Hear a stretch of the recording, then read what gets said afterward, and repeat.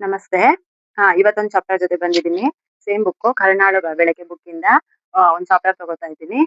ಮತ್ತೆ ನಾನು ಹೊಸ ಮೈಕ್ ತಗೊಂಡೆ. ನನ್ನ ವಾಯ್ಸು ಚಿಕ್ಕದಾಗಿ ಕೇಳಿಸ್ತಾ ಇತ್ತಲ್ವಾ, ಸಣ್ಣದಾಗಿ ಕೇಳಿಸ್ತಾ ಇತ್ತು.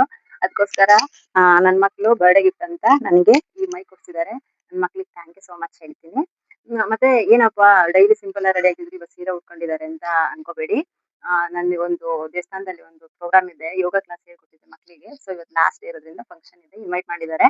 ಹೋಗ್ತಾ ಇದ್ದೀನಿ. ಅದಕ್ಕೋಸ್ಕರ ರೆಡಿ ಆಗಿದ್ದೀನಿ. ರೆಡಿ ಆಗಿದೆ ಅಲ್ವಾ ಹೆಂಗು. ಸೊ ಒಂದೆರಡು ವಿಡಿಯೋ ಮಾಡ್ಬಿಡೋಣ ಅನ್ನೋ ಕಾರಣಕ್ಕೆ ವಿಡಿಯೋ ಮಾಡ್ತಾ ಇದ್ದೀನಿ. ಓಕೆ, ಚಾಪ್ಟರ್ ಸ್ಟಾರ್ಟ್ ಮಾಡೋಣ. ಕರುನಾಳು ಬಾ ಬೆಳಗ್ಗೆ ಬುಕ್ಕಿಂದನೇ ಚಾಪ್ಟರ್ ಸಾವು ಬದುಕಿನ ನಡುವಿನ ಗೆರೆ ಅನ್ನೋ ಚಾಪ್ಟರ್ ಇಂದ ತಗೋತಾ ಇದ್ದೀನಿ. ಇದು ಕರಜಿಗೆ ಸರ್ ಹೇಳ್ತಾ ಇದ್ದಾರೆ, ಇದು ಒಬ್ಬ ಪ್ರವಾಸಿ ಬರೆದ ಕತೆ ಅಂತ ಹೇಳಿ ಅವ್ರ ಮೇಲ್ ಮೆನ್ಷನ್ ಮಾಡಿದ್ದಾರೆ. ಸೊ ಆ ಕತೆ ಏನು ಅಂತ ನೋಡೋಣ. ಒಂದು ಪರಿವಾರದ ರಜೆ ಅಂದ್ರೆ ಒಂದು ಕುಟುಂಬ ಇರುತ್ತೆ, ಫ್ಯಾಮಿಲಿ. ಅವರು ಇದು ರಜೆ ದಿನ ಇರುತ್ತಲ್ವಾ, ಹಂಗಾಗಿ ಟೂರ್ ಹೋಗೋಣ ಅಂತ ಹೇಳಿ ಒಂದು ಗೋವಾಕ್ಕೆ ಟೂರ್ ಹೋಗ್ತಾರೆ. ಎಲ್ಲರೂ ಟೂರಿಗೆ ಗೋವಾಕ್ ಹೋಗ್ತಾರೆ. ಪ್ರತಿದಿನ ಅಂತೆ ಅವ್ರು ಏನ್ ಮಾಡ್ತಾರೆ, ಬೆಳಗ್ಗೆನೆ ಸಮುದ್ರಕ್ಕೆ ಹೋಗ್ತಾರೆ ಆಟ ಆಡೋಣ ಅಂತ. ಮಕ್ಳು, ಇದು ಹೆಂಡತಿ, ಗಂಡ, ಮಕ್ಳು ಎಲ್ಲರೂ ಸಮುದ್ರದ ಹತ್ರ ಹೋಗ್ತಾರೆ. ಆವಾಗ ಏನ್ ಮಾಡ್ತಾರೆ, ಪರಿವಾರದವರೆಲ್ಲರೂ ದಡದ ಮೇಲೆ ನಿಂತಿರ್ತಾರೆ. ಆದ್ರೆ ಆ ಮನೆ ಹಿರಿಯ ಒಬ್ಬ ಮನುಷ್ಯ ಇರ್ತಾರಲ್ವಾ, ಅವ್ರೇನ್ ಮಾಡ್ತಾರೆ, ನೀರಲ್ಲಿ ಇಳಿಯೋಣ ಅಂತ ಇಳಿತಾರೆ. ಇಳಿದ ಸ್ವಲ್ಪ ನೀರಿನ ಮುಂದಕ್ಕೆ ಹೋಗ್ತಾರೆ. ಹಂಗೆ ಆ ನದಿಲಿ, ಸಾರಿ ಸಮುದ್ರದಲ್ಲಿ ಮುಂದೆ ಹೋಗ್ತಾರೆ. ಎದೆ ಮಟ್ಟ ನೀರ್ ಬರುತ್ತೆ. ಎದೆವರೆಗೂ ಬರ್ತಿದ್ದಂಗೆನೆ ಅವರು ದಂಡೆ ಮೇಲಿದ್ದ ಪರಿವಾರದವರನ್ನೇ ನೋಡ್ತಿದ್ರು. ಅಂದ್ರೆ ನೀರು ಹಿಂಗ್ ಎದೆ ಹತ್ರ ಬರ್ತಾ ಇತ್ತಲ್ವಾ, ಹಿಂದೆ ಹೋಗ್ತಾ ಇದ್ರು. ಅವ್ರು ನೋಡ್ತಾ ನೋಡ್ತಾ ದಡದ ಮೇಲಿರೋರ್ನ, ಅವ್ರು ದಡದಲ್ಲಿರೋ ಪರಿವಾರ ಎಲ್ಲ ನಿಂತ್ಕೊಂಡು ನೋಡ್ತಾ ಇತ್ತು. ಆ ಕ್ಷಣದಲ್ಲಿ ಒಂದು ಘಟನೆ ನಡೆದೇ ಹೋಯ್ತು. ಅದು ನೀರು ಒಳ ತೆರೆಯೊಂದು ನುಗ್ಗಿ ಅವರನ್ನು ಒಳಕ್ಕೆ ಎಳ್ಕೊಂಡ್ಬಿಡುತ್ತೆ. ಅವಾಗ ಅಯ್ಯೋ ಏನಾಯ್ತು ಅಂತ ಗೊತ್ತಾಗಷ್ಟರಲ್ಲಿ ನೀರಿನ ಸೆಳೆತ ದೂರಕ್ಕೆ ಅವ್ರನ್ನ ಕರ್ಕೊಂಡು ಹೋಗ್ಬಿಟ್ಟಿರುತ್ತೆ ಆಲ್ರೆಡಿ. ನೆಲ ಸಿಗುತ್ತೇನೋ ಅಂತ ಪಾಪ ಕೂಡ ಟ್ರೈ ಮಾಡ್ತಾರೆ. ಆದ್ರೆ ನೆಲ ಸಿಗೋದೇ ಇಲ್ಲ. ಅವಾಗ ಅರಿವಾಗುತ್ತೆ ಅವರಿಗೆ, ನಾನ್ ತುಂಬಾ ದೂರ ತೀರದ ಕಡೆಗೆ ಬಂದ್ಬಿಟ್ಟಿದೀನಿ ಅಂತ ಹೇಳಿ ತಿರುಗಿ ನೋಡ್ತಾರೆ. ದರದಲ್ಲಿರೋ ಜನ ಎಲ್ಲ ತುಂಬಾ ಚಿಕ್ಕದಾಗಿ ಕಾಣಿಸ್ತಾ, ಇರುವೆ ತರ ಕಾಣಿಸ್ತಾ ಇದಾರೆ. ಅವಾಗ ಅರ್ಥ ಆಗುತ್ತೆ ಅವರಿಗೆ, ನಾನ್ ತುಂಬಾ ದೂರ ಬಂದ್ಬಿಟ್ಟಿದೀನಿ ಅಂತ. ಅವಾಗ ಈಗ ಅವರು ಜೋರಾಗಿ ಅರಸ್ತಾರೆ, ಕಿರಿಸ್ತಾರೆ. ಆಗ ಅವ್ರು ತುಂಬಾ ದೂರ ಬಂದ್ಬಿಟ್ಟಿದ್ರಲ್ವಾ, ಅವ್ರಿಗೆ ಯಾರಿಗೂ ಕೇಳ್ಸದೇ ಇಲ್ಲ. ಅವಾಗ ಅವ್ರು ಅನ್ಕೊಂತಾರೆ, ನಾನ್ ಇನ್ ಕಿರ್ಚಿಕೊಂಡ್ರೆ ಏನು ಪ್ರಯೋಜನ ಇಲ್ಲ, ನನ್ನ ಹತ್ರ ಇರೋ ಸ್ವಲ್ಪ ಶಕ್ತಿನೂ ಕಳ್ದೋಗ್ಬಿಡುತ್ತೆ. ನಾನ್ ಸುಮ್ನೆ ಆಗಿರೋದ್ ಬೆಸ್ಟ್ ಅಂತ ಅನ್ಕೊಂಡು ಸುಮ್ನಾಗ್ತಾರೆ. ಆದ್ರೆ ಅಲ್ಲಿ ಸಿಚುವೇಶನ್ ಅವ್ರಿಗೆ ತುಂಬಾ ಭಯಂಕರ ಸಿಚುವೇಶನ್. ಅವ್ರು ತುಂಬಾ ಭಯ ಪಡ್ತಾ ಇರ್ತಾರೆ. ಆಮೇಲೆ ತೀರದಲ್ಲಿ ಯಾರು ಅವ್ರ ಹತ್ರ ಈಜಿ ಬರೋ ತರ ಕಾಣಿಸ್ತಾನೆ ಇಲ್ಲ. ಯಾರಾದ್ರೂ ಬಂದು ನಮ್ಗೆ ಕಾಪಾಡ್ತಾರ ಅಂತ ನೋಡ್ತಾರೆ. ಅಲ್ಲಿ ಯಾರು ಈಜು ಬರೋ ತರನೇ ಕಾಣಿಸ್ತಾ ಇರಲ್ಲ. ಅವಾಗ ಅವ್ರ ಹತ್ರ ಯಾವ್ದಾದ್ರು ನಾವೆಗಳಿದಾವ ಅಂತ ನೋಡ್ತಾರೆ, ಅವು ಇರಲ್ಲ. ಮುಂಜಾವು ಆಗಿರೋದ್ರಿಂದ, ಅಂದ್ರೆ ಬೆಳಗಿನ ಜಾವ ಆಗಿರೋದ್ರಿಂದ ತೀರದ ಮೇಲೆ ತುಂಬಾ ಜನ ಏನು ಇರಲ್ಲ ಅಲ್ಲಿ.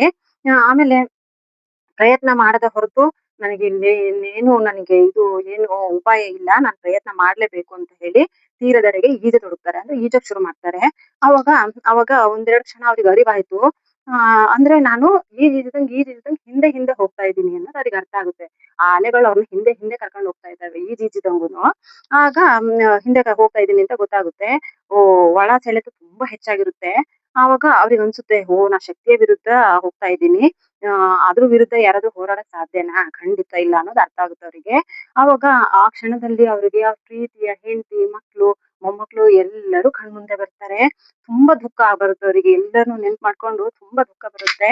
ನಾನು ಅವ್ರನ್ನೆಲ್ಲ ಬಿಟ್ಟು ಹೋಗ್ತಾ ಇದ್ದೀನಲ್ಲ ಅಂತ ತುಂಬಾ ಅಳು ಬರುತ್ತೆ ಅವರಿಗೆ. ಅವ್ರು ಏನಾದ್ರೂ ಪ್ರಯತ್ನ ಮಾಡ್ತಿರ್ಬೋದು ನನ್ನನ್ನು ಕಾಪಾಡೋಕೆ ಅಂತ ಹೇಳಿ ಅನ್ಕೊಂತಾ ಇರ್ತಾರೆ ಅವರು. ನನ್ನ ಮಕ್ಳು, ನನ್ನ ಹೆಂಡತಿ ಏನಾದ್ರು ನನ್ ಕಾಪಾಡೋ ಪ್ರಯತ್ನ ಪಡ್ತಾ ಇರ್ತಾರೆ. ಪಾಪ ಅವ್ರುನು ಸುಮ್ನೆ ಇರಲ್ಲ ಅಂತ ಅನ್ಕೊಂತಾ ಇರ್ತಾರೆ. ಅನ್ಕೊಂತಿದ್ದಂಗೆನೆ ಅವ್ರ ಕಣ್ ಮುಂದೆ ಅವ್ರ ಇನ್ನ 10 ನಿಮಿಷದಲ್ಲಿ ನಾನ್ ಹೆಣ ಆಗ್ಬಿಡ್ತೀನಿ ಅನ್ನೋ ಚಿತ್ರ ಬರುತ್ತೆ. ಮತ್ತೆ ಮೀನುಗಳು, ಇದು ಮೊಸಳೆಗಳೆಲ್ಲ ಕಚ್ಚಿ ಹೋಗಿರುತ್ತೆ ನನ್ನ ದೇಹನ ಅಂತ ಅವ್ರಿಗೆ ಅವ್ರ ಕಣ್ಮುಂದೆ ಬರುತ್ತೆ ಅವ್ರ ದೇಹ. ಆಗ ಅವರು ಒಂದು ಯೋಚನೆ ಮಾಡ್ತಾರೆ, ನಾನು ಈ ತೀರಕ್ಕೆ ಅಂದ್ರೆ ಈ ತರ ಹೋಗ್ತಾ ಇದೀನಲ್ಲ, ಆಪೋಸಿಟ್ ಹೋಗೋಣ. ಅಲೆಗಳು ಬರ್ತಾ ಇದಾವಲ್ಲ, ಅದ್ರ ಆಪೋಸಿಟ್ ಹೋಗೋಣ, ನೋಡೋಣ, ಇದನ್ನು ಪ್ರಯತ್ನ ಪಡೋಣ ಅಂತ ಹೇಳಿ ಅದ್ರ ಆಪೋಸಿಟ್ ಹೋಗಕ್ ಶುರು ಮಾಡ್ತಾರೆ. ಅವ್ರು ಒಂದೊಂದ್ ಹನಿ ಕಣ್ಣೀರು ಹೋಗ್ತಾ ಇರುತ್ತೆ. ಅದು ಉಪ್ಪು ನೀರಿನ ಜೊತೆ ಮಿಕ್ಸ್ ಆಗ್ತಾ ಇರುತ್ತೆ. ಆಗ ಅವ್ರೇನ್ ಮಾಡ್ತಾರೆ, ಈಜಕ್ ಶುರು ಮಾಡ್ತಾರೆ. ಆಗ 10 ನಿಮಿಷದಲ್ಲಿ ತೀರದ ಮೇಲಿನ ಜನ ಸ್ಪಷ್ಟವಾಗಿ ಕಾಣತೊಡಗ್ತಾರೆ. ಅಂದ್ರೆ ಸ್ವಲ್ಪ ದಿನ ಸ್ವಲ್ಪ ಹೊತ್ತು ಅಪೋಸಿಟ್ ಆಗಿ ಈಜ್ತಾ ಹೋಗ್ತಾರಲ್ಲ, ಅವಾಗ ಅವ್ರು ನೋಡ್ತಾರೆ, ಓಹ್! ದಡದ ಮೇಲಿರೋ ಜನ ಸ್ವಲ್ಪ ದೊಡ್ಡದಾಗಿ ಕಾಣಿಸ್ತಾರೆ. ಅವಾಗ ಸ್ವಲ್ಪ ಧೈರ್ಯ ಬರುತ್ತೆ ಅವ್ರಿಗೆ. ಅಬ್ಬಾ! ನಾನ್ ಬರ್ತೀನಿ ಹಂಗಿದ್ರೆ. ನಾನು ಸ್ವಲ್ಪ ದೂರ ಬಂದ್ಬಿಟ್ಟಿದ್ದೀನಿ. ಆಲ್ರೆಡಿ ದಡದ ಕಡೆ ಬಂದಿದ್ದೀನಿ ಅಂತ ಅವ್ರಿಗೆ ಸ್ವಲ್ಪ ಸಮಾಧಾನ ಆಗುತ್ತೆ. ಅವಾಗ ಅಷ್ಟರಲ್ಲೇ ಅವ್ರ ಕಾಲು ನೆಲಕ್ ಸಿಕ್ಬಿಡುತ್ತೆ. ಅಬ್ಬಾ! ಅವ್ರಿಗಿನ್ನೂ ಅದು ಹೇಳಕ್ಕಾಗಲ್ಲ ಆ ಆ ಆ ಆ ಭಾವನೆ ಅವ್ರಿಗೆ. ನೆಲಕ್ ಸಿಕ್ಕ ತಕ್ಷಣ ಆಮೇಲೆ ಹಂಗ್ ಸಿಕ್ಕಿದ್ದಂಗೆನೆ ಒಂದ್ 4 ಬಲಿಷ್ಠ ಹುಡುಗ್ರು, ಸ್ಟ್ರಾಂಗ್ ಇರೋ ಹುಡುಗ್ರು ಬಂದು ಅವ್ರನ್ನ ನೀರಿಗಿಳ್ದು ಕರ್ಕೊಂಡ್ ಹೋಗ್ತಾರೆ. ಕರ್ಕೊಂಡ್ ಹೋಗಿ ಕಣ್ಣೀರು ಸುರಿಸುತ್ತಿದ್ದ ಪತ್ನಿ, ಪುತ್ರರನ್ನು ತಬ್ಬಿಕೊಂಡು ಅಳ್ತಾರೆ. ವೈದ್ಯರು ಬಂದು ಪರೀಕ್ಷೆ ಮಾಡಿದರು. ಅವ್ರು ಹೇಳ್ತಾರೆ, "ಮೃತ್ಯುವಿನ ಧರೆಯಿಂದ ನೀನು ದಡದಿಂದ ಪಾರಾಗ್ ಬಂದಿದ್ಯಪ್ಪಾ ನೀನು. ನೀನು ತುಂಬಾ ಅದೃಷ್ಟವಂತ. ನೀನು ಸಾವನ್ನ ನೋಡಿ ವಾಪಸ್ ಬಂದಿದ್ಯಾ" ಅಂತ ಡಾಕ್ಟರ್ ಹೇಳ್ತಾರೆ. ಆಗ ಅಂದಿನಿಂದ ಅವ್ರ ಜೀವನ ಪೂರ್ತಿಯಾಗಿ ಬದಲಾಗೇ ಹೋಗುತ್ತೆ. ಅವರು ಸಾವಿನ ಬದುಕಿನ ನಡುವೆ ಹೋರಾಡಿ ಬಂದಿರ್ತಾರೆ. ಸಾವು ಹೆಂಗಿರುತ್ತೆ ಅನ್ನೋದು ಅವರು ಎಕ್ಸ್‌ಪೀರಿಯನ್ಸ್ ಮಾಡಿರ್ತಾರೆ. ಹಾಗಾಗಿ ಅವರು ಜೀವನದಲ್ಲಿ ತುಂಬಾ ಹೆಚ್ಚು ಪ್ರೀತಿಯಿಂದ ಇರ್ತಾರೆ. ಯಾರನ್ನು ದ್ವೇಷ ಮಾಡುವ ಅಗತ್ಯ ಇಲ್ಲ, ಅರ್ಥವಿಲ್ಲ ಎಂದು ಅವ್ರಿಗೆ ತಿಳಿದಿರುತ್ತೆ. ಕೋಪವೆಂಬುದು ನಮ್ಮ ಅಶಕ್ತ ಎಂಬ ಅರಿವಾಗುತ್ತೆ. ಕೋಪ ಮಾಡ್ಕೊಳ್ಳೋದು ಪ್ರಯೋಜನನೇ ಇಲ್ಲ ಅಂತ ಹೇಳಿ ಅವ್ರಿಗೆ ಗೊತ್ತಾಗಿರುತ್ತೆ. ಪ್ರೀತಿಯೇ ಅತ್ಯಂತ ಬಲಿಷ್ಠ ಶಕ್ತಿ ಎಂದು ತಿಳಿದು ಬರುತ್ತೆ. ಅಂದ್ರೆ ಅವ್ರು ನೋಡಿ ನೀರಿಗೆ ಬಿದ್ದಾಗ ಅವ್ರ ಹೆಂಡತಿ ಮಕ್ಳು ನಮಗೋಸ್ಕರ ಕಾಯ್ತಾ ಇರ್ತಾರೆ. ನಾನ್ ಸತ್ರೆ ಅವ್ರು ಅಳ್ತಾರೆ ಅನ್ನೋ ಅದು ಕಣ್ಮುಂದೆ ಬಂದಾಗ ಅವ್ರಿಗೆ ತುಂಬಾ ಇನ್ನೂ ಶಕ್ತಿ, ಹೆಚ್ಚು ಎನರ್ಜಿ ಬರುತ್ತೆ ಅವ್ರ ಮೇಲಿರೋ ಪ್ರೀತಿ. ಹಂಗಾಗಿ ಆ ಪ್ರೀತಿನೇ ಅವ್ರನ್ನ ದಡಕ್ ಕರ್ಕೊಂಡ್ ಹೋಗಿ ಸೇರ್ಸೋಕೆ ಸಹಾಯ ಮಾಡ್ತು. ಹಾಗೆ ಪ್ರೀತಿಗಿರೋ ಶಕ್ತಿ ಈ ಕೋಪ, ದ್ವೇಷ, ಅಸೂಯೆ ಇದ್ ಯಾವ್ದಕ್ಕೂ ಇಲ್ಲ. ಅದನ್ನೆಲ್ಲ ಬಿಟ್ಟು ನಾವು ಎಲ್ಲರೊಟ್ಟಿಗೆ ಪ್ರೀತಿಯಿಂದ ಬದುಕೋಣ ಅನ್ನೋದೇ ಈ ಕಥೆಯ ಸಾರಾಂಶ. ಅದನ್ನೇ ಹೇಳ್ತಾ ಇದ್ದಾರೆ ಕರಜಗಿ ಸರ್. ಅಂದ್ರೆ ನಮಿಗ್ ಆತರ ತಿಳಿಬೇಕು ಅಂದ್ರೆ ಅಂತ ಘಟನೆ ನಡಿಬೇಕು ಅಂತ ಅವಶ್ಯಕತೆ ಇಲ್ಲ.